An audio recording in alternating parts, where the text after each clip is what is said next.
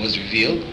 But for understanding, they will read the translation of the Quran and understand what Allah commands, what Allah is teaching man.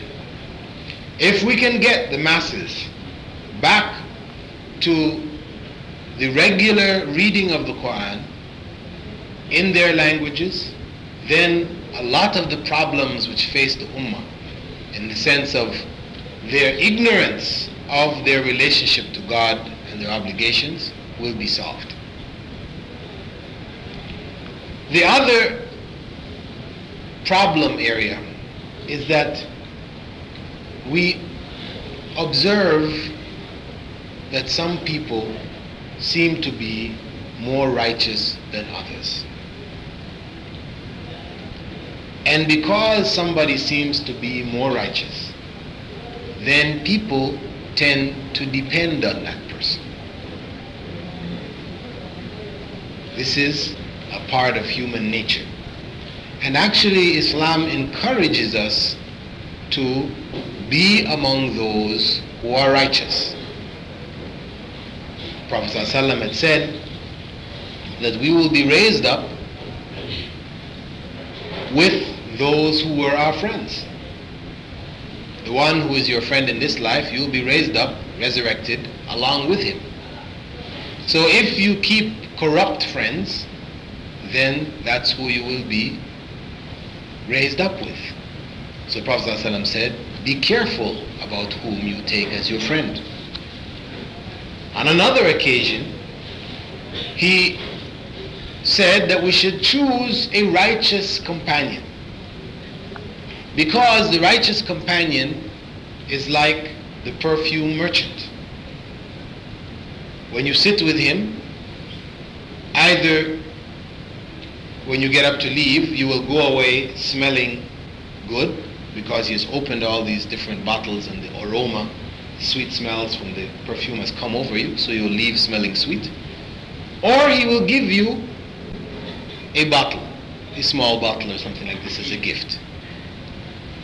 Whereas the bad companion is like the blacksmith, the one who works the bellows, blowing the air on the hot metal, and he beats it with the other piece of iron, to shape it or whatever. Whilst he's beating it, sparks are flying all the time. So if you are in this company, either some sparks are going to go on your clothes and burn holes in your clothes, or you're going to go away stinking of smoke. If you sit around those people who smoke cigarettes, when you come away from them, it smells like you smoke cigarettes. It's the same idea. So the good companion is going to help you in one way or another, whereas the evil companion is going to harm you in one way or another.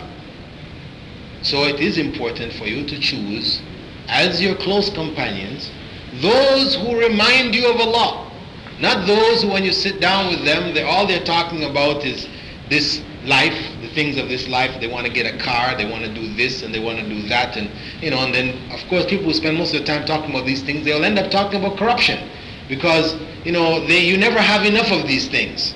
So it means that you have to be making plans to get some more of these things, which are through illegal means. So they'll be talking to you about trying to do this, to steal that, or to cheat this one, and you sitting there, even though you may not be intending to do these things, you hearing this all the time, eventually going into your brain, because you can't close your ears. So it is going into your head all the time, and it sits in your brain. It becomes subconscious thought. So you might find yourself under other circumstances starting to think in that direction. See, this is how you may be affected.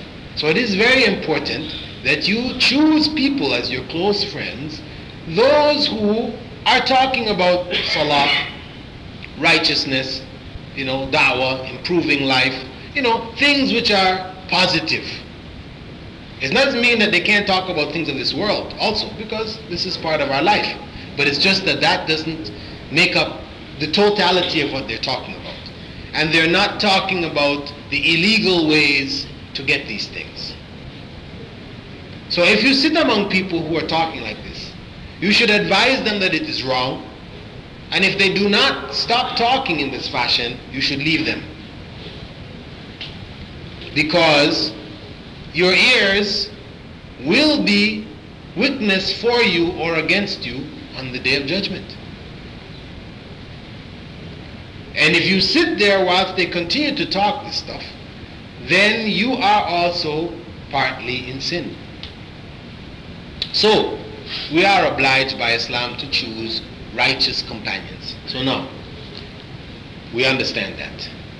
There is a tendency for people to hold those who appear to be more righteous, in special places of honor. And when these people die, Satan will come to the people and encourage them to start doing certain practices which are away from the basic teachings of Islam, which are connected to these people. The Prophet Muhammad ﷺ explained this to us very carefully concerning certain people who were in the time of Prophet Nuh alayhi salam. When these righteous people died, Satan came to their followers and suggested to them to make statues and paintings of these righteous people and to put them in the places where they used to sit, the places, their homes, by the grave, different places where they used to be, so that people, when they would come to these places, would be reminded of these righteous people, and that would in turn encourage them to do good. The people did this, and it did encourage them to do good. They didn't worship these people.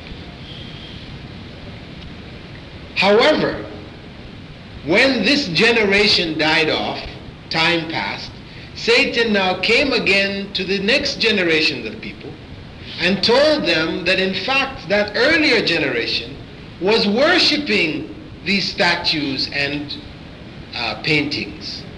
And it was through their worship that the rain came and good came to the society, etc. And so that generation started the worship. And the Prophet ﷺ explained that this is how shirk first entered amongst the ummah. That is how shirk first entered among the ummah. So this is a lesson to us. There's a lesson in it.